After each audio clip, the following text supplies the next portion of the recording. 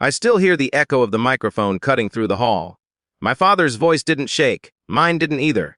"Step down as CEO," he said, smiling for the cameras. "Or leave this family with nothing. 200 guests, crystal chandeliers, white roses. My sister's hands trembling in lace. Then my mother laughed, loud, sharp, designed to humiliate.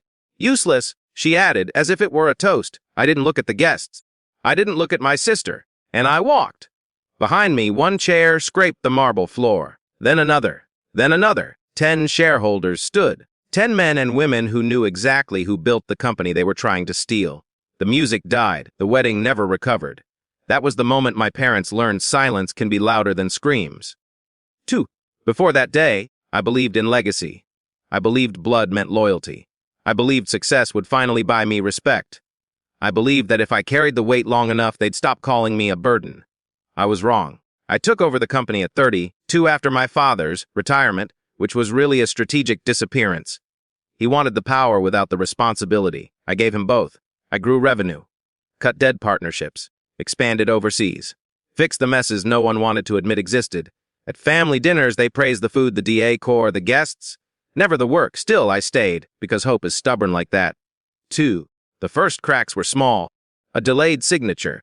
A board meeting rescheduled without my knowledge. My mother asking questions she shouldn't know the answers to. Then came the smiles that lingered too long. The conversations that stopped when I entered rooms. I told myself I was paranoid. That's what betrayal feeds on, your willingness to doubt yourself. One night I reviewed the company registry again, slowly, line by line. A shell entity appeared where it shouldn't exist. My sister's maiden name was buried in the paperwork. That's when I stopped feeling hurt. That's when I started feeling cold. They were planning to remove me. Not quietly, not legally, publicly at the wedding. They wanted witnesses, shame, control. They wanted me small. I didn't confront them. I didn't ask questions. I smiled. I nodded. I danced at rehearsals. At night, I prepared.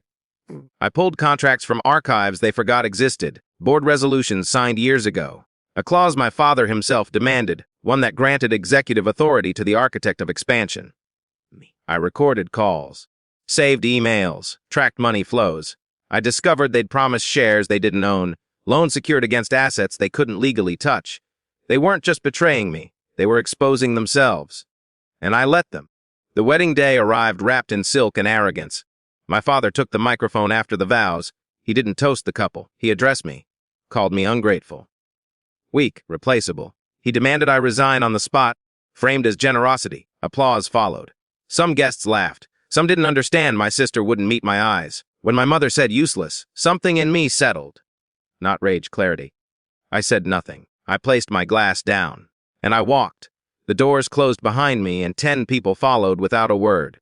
The board members.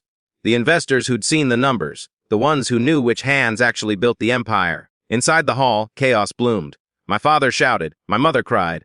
The groom froze. Outside, the air was clean. 3 days later, I convened an emergency meeting without them. Legal notices arrived before their excuses did.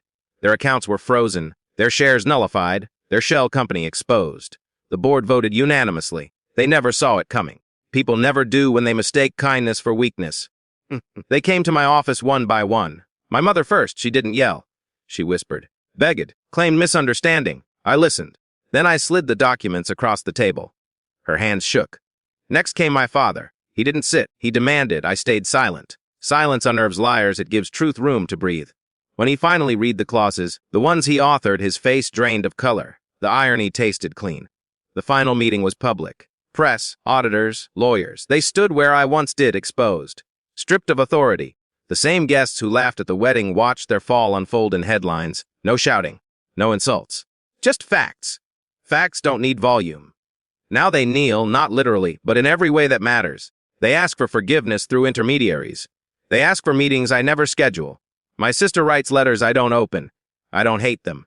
Hate takes energy. I have peace now. Sometimes I think back to the wedding, the white roses, the microphone, the word useless floating through a room that would never forget it. They wanted to end me in public. Instead, they crowned me. Because power doesn't announce itself. It waits. And when it moves, it doesn't shout. It walks away and lets the world follow.